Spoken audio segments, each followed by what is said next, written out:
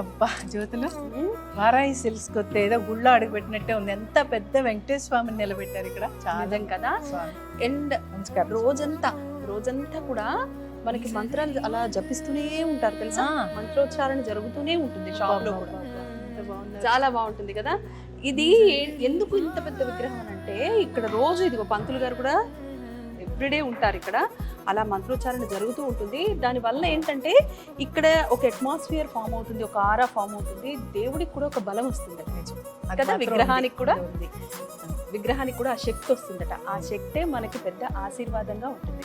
Super. అందుకే అంత ఈ వారాహి సిల్క్స్ ఏంటంటే నీకు ఏది చూసినా ఎక్కడ అడుగు పెట్టినా ట్రెడిషన్ ఎక్కువగా కనిపిస్తుంది. అవును, చాలా అసలు ఎంత బాగుందో, చాలా బాగుంది.